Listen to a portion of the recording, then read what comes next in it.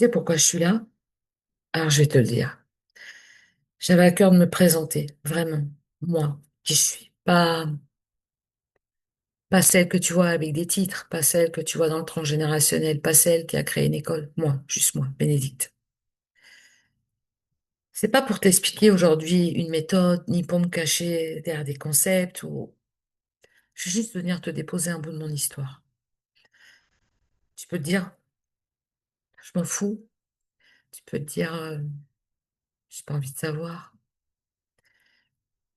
Mais j'ai vraiment à cœur d'être là ce matin pour parler à toutes les personnes qui se posent des questions sur le transgénérationnel, sur leurs enfants, sur plein d'autres trucs, que des fois on se dit, ouais, c'est quoi, c'est où, c'est qui. Il y a tellement de choses, il y a tellement de matière aujourd'hui partout, et tant mieux, vraiment, que quelquefois on ne sait même plus où regarder. Moi, la première. Donc,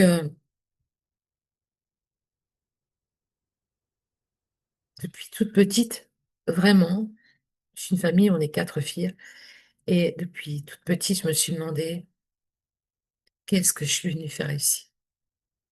Même dans ma famille, je me suis posé cette question. Pourquoi j'ai choisi cette famille? Pourquoi je suis sur cette terre? À quoi je sers? Parce que je m'amusais mieux avec le monde qu'on peut appeler invisible qu'avec la réalité, le monde des défunts. Alors tu vas me dire, c'est quoi le monde des défunts? Ou les gens très pragmatiques vont dire, le monde des morts, il n'y a pas de monde chez les morts. Et quelquefois, on parle du monde imaginaire, parce qu'au moins eux, je t'explique, ils me demandaient jamais de sourire quand j'avais envie de partir. Ils me parlaient en vrai. Il n'y avait pas de masque, pas de rôle à jouer en fait. Alors forcément, ça a été un peu difficile de, de m'intégrer. À l'école, je ne trouvais pas trop ma place. Dans les jobs, je donnais tout, tout, tout, tout. Mais à chaque fois, il y a une petite voix qui venait me dire, c'est pas assez. Alors finalement, soit tu survoles ce monde, ta vie à toi, soit tu te rebelles, soit tu te victimises. Mais j'ai très souvent trouvé mille excuses pour ne pas prendre la mienne, ma place à moi. Et puis, il y a eu des décès, comme dans toutes les familles. Euh, Mon grand-père, surtout, un homme marqué vraiment par la guerre, qui m'a laissé une phrase. Garde ton pouvoir, n'en parle pas. Alors j'ai appris à me taire, à cacher ce que je ressentais, à ce que je voyais, à ce que je pouvais entendre. Et tu sais, quand tu refuses ce que tu es vraiment, bah, ton corps, il finit par venir te parler. La maladie, les silences, les deuils, les colères. Et j'ai découvert beaucoup. Ce que je portais venait pas, même pas de moi. Il y avait plein de petites choses qui venaient même pas de moi. Et c'est ça le transgénérationnel, en fait. C'est des mémoires qu'on ne peut pas voir, mais qui vivent en nous. Et jusqu'au jour où on choisit de les regarder. Et moi, j'ai choisi de les regarder. Aujourd'hui, j'ai 54 ans. Je suis mariée depuis 27 ans. Je suis maman. Mais avant tout, je suis une femme. Pas une femme qui veut sauver le monde, pas une femme qui veut être connue du monde, avoir des millions de likes. Parce que à la fin, ça nourrirait qu'un truc. Ah, ça y est, j'ai trouvé ma place. Je suis pas venue pour ça ce matin. Ce soir, je sais pas quand est-ce que tu regarderas cette vidéo, mais je suis pas là pour briller. Euh, Juste une femme qui a décidé de servir, de partager, de créer des espaces où on peut se déposer, on peut parler, on peut partager, ou, ou des moments avec moi, tout seul avec moi, ou dans ces immersions, mais peu importe. J'étais pas là pour venir parler de ce que je fais aujourd'hui. Je sais pas ce que tu vis en ce moment, mais t'es là. Si t'es là, c'est que c'est pas un hasard. Alors, déjà, bienvenue. Je vais rien te demander. Je vais pas te dire, viens t'abonner, viens faire ci, viens faire ça, parce que j'ai pas du tout envie de ça. Mais te demander, qu'est-ce que tu es venu faire ici? Dans tout ce qui est visible et dans tout ce qui est invisible. Et tous les masques qu'on peut porter laissent une identité qui quelquefois n'est même pas la nôtre. Et donner du sens à pourquoi on est là, qu'est-ce qu'on est venu faire là, qu'est-ce qui nous donne la patate, qu'est-ce qui nous donne de la patience, de l'humilité, de la non-attente de l'extérieur, parce que sinon on est toujours dans une zone de pourquoi je suis venu là, qu'est-ce que je fous là. Et dans tout ce qui est scientifique, si tu fais plein de recherches, le monde spirituel, déjà je sais pas trop ce que ça veut dire spirituel, parce que on a tous un esprit. Et puis arrivé à l'âge de l'adolescence, moi qui étais une enfant qui priait beaucoup pour le monde, mais je priais toujours pour l'extérieur. Ah non. Je priais pour que ma maman ait la santé, que mon papa aille bien. Et puis mon papa est parti à 54 ans, l'âge que j'ai aujourd'hui, très rapidement. Et le deuil, au lieu de le faire, je suis rentrée dans une colère envers Dieu, envers moi, envers ma mère, envers le monde. Et ça m'a appris tellement, en fait. Toutes ces phases m'ont appris, en fait. Et quand j'étais une petite fille, je vais te parler de choses que j'adorais faire, mais tu vas me dire, elle est cinglée, mais c'est pas grave. Euh, Quand tu te retrouves autour d'une table et que tu entends les adultes parler et que tu as appris beaucoup à prendre du recul et à observer vraiment, observer les mots, observer les silences, observer les gorges qui se serrent alors que personne n'a envie d'être vulnérable, mais qui s'autorise pas parce que si tu es vulnérable, ça veut dire que tu es quelqu'un de fragile. Et puis tout doucement, j'ai fait ce cheminement en fait. Je me suis fait accompagner par de la naturopathie, par des plantes, par plein de choses, peu importe. Mais il y avait quelque chose en moi qui bloquait encore. Et mon corps est venu me le rappeler, comme ça a rappelé à mon père, mais qui est parti plus vite que prévu. Et quand on a vidé le placard de mon papa, de notre papa, parce que j'ai trois sœurs, euh, on a retrouvé des cartes. Et je me suis dit, qu'est-ce que c'est que ce truc? Et finalement, moi, je suis coiffeuse de base. J'étais coiffeuse nomade déjà à 20 ans. Je faisais ça sur la plage, je faisais ça chez les gens. J'ai été en salon de coiffure, mais je n'avais pas envie de ça en fait. Parce que j'avais besoin de liberté. Mais une vraie liberté, qu'elle soit extérieure et intérieure. Et dès que tu m'enfermais dans un endroit, je me sentais étouffée et j'avais envie de sortir. Vraiment. Ou alors je jouais le clown pour faire rire un peu tout le monde. Ou alors celle qui rentre un peu comme ça en mode brut. Parce que j'ai une maman qui cache beaucoup ses émotions. Parce que j'avais une grand-mère qui cachait beaucoup ses émotions. Parce qu'elle était beaucoup dans la foi du Christ et que le Christ était que en souffrance. Du coup, on devait être en souffrance. Et puis on ne devait pas juger l'autre, mais tout le monde jugeait tout le monde. Et en fait, il y avait tout le temps des incohérences entre ce que je voyais et ce que je ressentais. Tu vois ce que je veux te dire? Ou pas, j'en sais rien. Je suis pas à ta place. Et puis ce monde s'est ouvert, l'école, euh, enfant, j'ai pas pu aller à la maternelle parce que je ne voulais pas y aller, parce que j'avais peur et parce que je m'ennuyais à la fois. Et, et je ressentais tellement de choses que c'était épuisant en fait. Du coup, je dormais tout le temps. Ça se mélange un peu, hein, tout ce que je suis en train de te dire, mais peut-être ça te passionne pas et tant pis. Mais c'est pour t'expliquer le chemin, en fait. Le chemin, je dis beaucoup. Dans l'intérieur de 0 à 7 ans, notre cerveau, il est complètement ouvert. Ça veut dire qu'on est tous canal.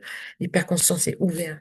Il n'y a pas encore de blocage en disant si il m'a fait ça. Tu regardes un enfant, il a envie de dormir, il dort. Et si tu l'empêches de dormir, il pleure parce qu'il est fatigué et du coup, il devient vulnérable parce qu'il est crevé. S'il a faim, il mange. S'il a pas faim, il mange pas. S'il a envie de dire t'es moche, il te dit t'es moche. Enfin, tu vois ce que je veux dire, un enfant, il n'a pas de filtre. De 0 à 7 ans, vraiment. Et puis, au fur et à mesure du temps, à l'adolescence, quand je perds mon grand-père, qui m'a appris énormément sur la colère, sur l'humilité, sur les guerres, sur les différences de couleurs, parce qu'il a fait plusieurs guerres. Et je perds mon père après. Je suis pas en mode victime du tout, hein. Mais en fait, la mort vraiment est devenue une peur et une colère. Et du coup, j'ai commencé à vivre à 1000 à l'heure. Et je suis rentrée dans l'armée pour faire plaisir à ma mère, où j'ai vécu des trucs cool et des trucs pas cool. En tout cas, j'ai trouvé des gens formidables, comme partout où j'ai pu aller. Mais j'étais pas à ma place encore. Tu vois? Et puis, des fois, j'avais des collègues qui avaient mal au ventre ou des choses, et je posais juste mes mains. Mais après, hop, je reprenais tout. Ça veut dire que si c'était mal aux pieds, c'est moi qui boitais après. Et je me suis dit, mais pourquoi, en fait. Je me posais plein de questions, pourquoi? Mais en fait, je venais pas incarner qui j'étais ici. Parce que pour moi, il y avait tout ce côté un peu spirituel, invisible, et la foi, et tout ce côté très pragmatique. Il faut avoir une belle maison, il faut travailler, il faut être poli, il faut être joli, il faut se marier, il faut avoir des enfants, il faut tout ça, en fait, tous ces schémas, tu vois ce que je veux dire? Et puis après, la vie m'a amené encore d'autres épreuves, des maladies, double cancer, une EMI. Si un jour vraiment, tout ce que je suis en train de te dire, s'il y a des sujets qui sont importants pour toi, viens le mettre en commentaire, comme ça je referai une autre vidéo. Et si ça t'intéresse pas, dis-moi, ça m'intéresse pas et c'est OK avec moi, vraiment. Et, et puis après, on a commencé à parcourir le monde. Tous les traitements que j'ai eus, déjà merci à ce pays qui nous permettent aussi d'avoir la santé, parce qu'on souvent, on ronchonne beaucoup, mais... Et puis on est parti à droite, à gauche, peu importe. Ce que je voulais te dire, c'est que à un moment, j'ai décidé, après ces longs traitements, de ne plus jamais retourner dans l'armée, parce que j'avais décidé de prendre ma place. Et je n'attendais plus à l'extérieur pour prendre ma place. Quand tu souffres dans ton corps, quand tu souffres dans ta famille, quand tu souffres dans ton âme, quand tu souffres dans tout ça, le fait de prendre un peu de recul, de t'arrêter, de pas mettre la faute sur tout le monde, de juste comprendre que ton histoire est un sac à dos. Et en fait, j'ai commencé le chemin avant d'être maman, par des psys, par la fibromyalgie avec des antidépresseurs, par tout ça, par plein de chemins, peu importe. Mais à chaque fois, c'était pour l'extérieur, je le sais, tu vois. Et après, à un moment, il y a des cases où les gens... Ouais, je suis entrepreneur après en Nouvelle-Calédonie. Je fais beaucoup de bénévolat au Sénégal pour les enfants, parce que je suis une passionnée des enfants. Et puis j'ai accompagné énormément d'enfants, des centaines d'enfants à travers le monde. Et puis un jour, j'ai dit stop. Je t'explique pourquoi j'ai dit stop. Parce que j'ai compris que le chemin, il passe d'abord par nous, en tant qu'adultes. L'enfant, ça va très vite, de 0 à 7 ans, vraiment. Mais si le parent n'est pas prêt à entendre, eh ben, c'est bouleversant pour lui parce qu'il va se sentir jugé. Et au fur et à mesure du temps, les choses sont avancées, ont avancé. Et de ressentir plein de choses. Ça ne veut pas dire que je suis mieux que vous, hein.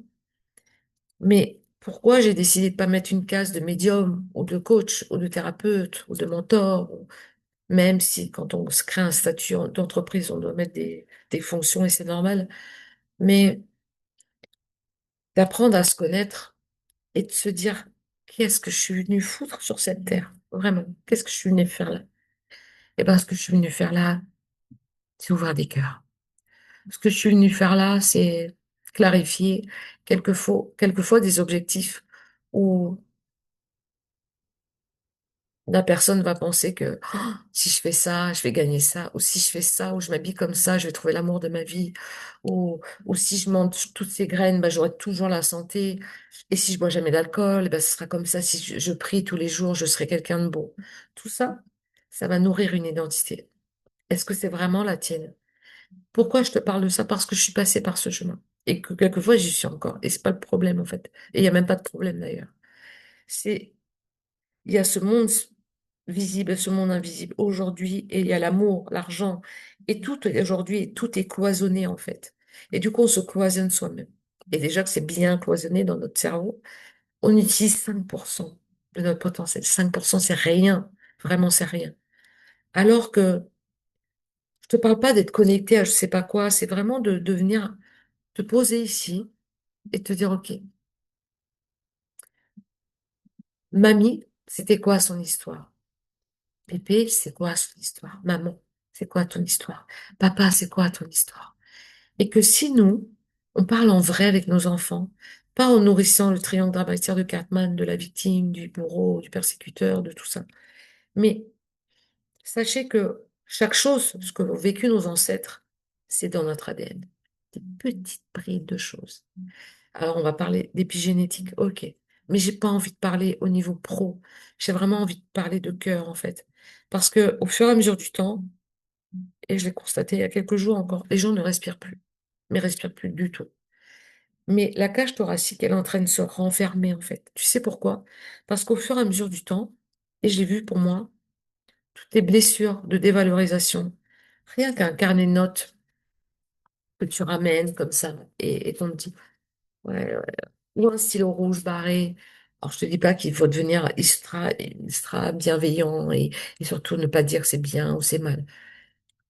Nos enfants et nous-mêmes, aujourd'hui, on a besoin de repères. Aujourd'hui, on a besoin de parler en vrai. On a tous besoin de liberté. On a tous besoin de rire. On a tous besoin de se regarder là.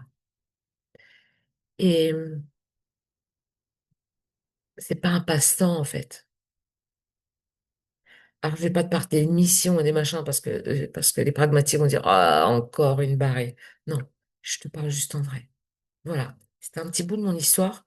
Si dans les petits morceaux de cette histoire, euh, il y a des choses qui t'ont vraiment touché, où tu t'es reconnu peut-être, ou tu te poses des questions, j'en sais rien, je suis pas à ta place.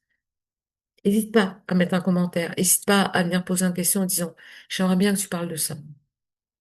Tu peux le mettre en privé si tu veux, j'en sais rien. Tu fais, j'ai Insta, Facebook, YouTube, TikTok. Je dis, cette école qui a été créée en ligne. Pourquoi j'ai créé cette école? C'est important si je t'en parle de ça.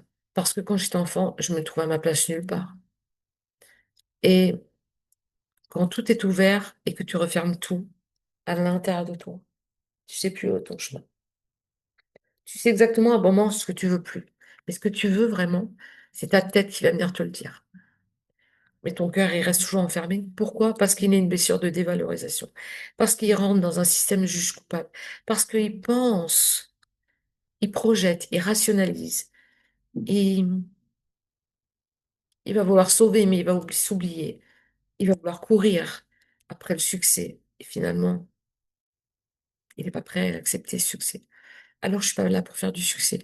Je suis juste là pour te dire, si ça te parle, parce que nos histoires, elles sont toutes là, les unes aux autres. Quelquefois, il y a des liens, mais surtout de se reconnaître là. Peu importe d'où tu viens, peu importe de la couleur que tu as, peu importe l'âge que tu as, peu importe ce que tu crois ou ce que tu crois pas. Je suis personne pour venir te juger en tout cas. Parce que ce que je peux constater qui peut un peu me désarmer par moments et me rendre un petit peu chafouin, je sais d'où ça vient, hein, comme blessure, ça vient de la blessure de l'envahisseur envahi. Quand je vois aujourd'hui sur les réseaux des gens qui ont des millions de vues parce qu'ils ont parlé de leur maillot de bain ou de leurs carottes râpées qu'ils ont mangées, parce qu'aujourd'hui, ce qu'on se nourrit, c'est de choses courtes, courtes. Comme ça, vous savez ce que ça fait dans le cerveau? Le temps d'un moment, ça distrait. Juste ça distrait. Ça nous fait fuir un peu la réalité, ça nous fait fuir un peu notre ressenti. Et puis après, c'est de voir avec qui vous entourez, avec qui vous voulez être, que ce soit en amour, que ce soit dans une entreprise, dans votre boulot, avec vos enfants. Mais tout le chemin, il passe par nous. Ça, c'est, pour moi, en tout cas, c'est une certitude. Voilà. J'avais à cœur d'être là ce matin, ou ce soir, j'en sais rien, et de vous dire merci pour les personnes qui sont abonnées. Merci pour les personnes que j'accompagne. Merci à mes parents. Merci à la maladie. Merci à tout ça. Sans rentrer dans quelque chose de ah, parce que moi, je remercie, je sens gratitude, pas du tout. En restant juste là. Et vous savez ce que c'est en fait? Pourquoi je suis encore là aujourd'hui? Parce que je peux vous dire, j'ai voulu abandonner des milliers de fois à me dire c'est bon, j'arrête.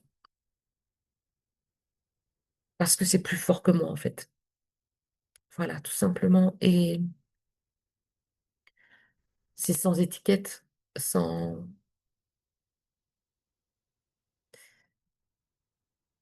sans attente, juste en vous disant, qu'est-ce que tu veux, toi, vraiment, aujourd'hui pour toi, pour toi.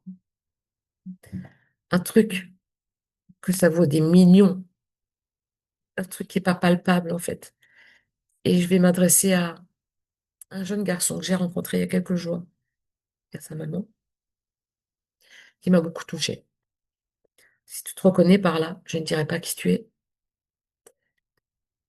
D'être sensible, d'être TDAH, d'être je sais pas quoi, toutes ces cases qu'on est en train de nous mettre aujourd'hui là, pour se justifier, c'est pas une maladie. Pas du tout, pas du tout. Un enfant aujourd'hui, il a besoin de repères, vraiment, des vrais repères, des repères solides, qui apaisent. Et il a surtout besoin de dire ce qu'il ressent. Quand un enfant va vous dire, ou votre conjoint, ou un collègue, des choses qui peuvent être très violentes pour vous, juste prenez le temps de respirer. Parce que je vous promets, j'ai fait ça pendant des années, à me battre, à être en colère, à me dire, ouais, mais pourquoi c'est pas juste, pourquoi moi, tatati tatata. Je me le suis dit quand cette double maladie est tombée. Et puis elle m'a appris tellement, en fait. Mais tellement, mais tellement. Chaque chose a été une expérience, m'a appris des choses. Parce qu'avant de construire, c'est mieux de déconstruire des petits morceaux tous les jours. Voilà, tout simplement. Je vous embrasse. Je vous souhaite une belle journée, une belle soirée, une belle nuit. Euh, et puis, soit on se retrouve dans tes vies, soit on se retrouve là, soit on se retrouve sur Insta, soit on se retrouve dans une immersion, soit on se retrouve à une lecture d'âme, peu importe où on se retrouve. Et même si on se retrouve jamais, je te souhaite le meilleur pour toi, pour ta famille, pour ta santé, pour ton lieu de vie, pour tout ça. Je t'embrasse. Ciao.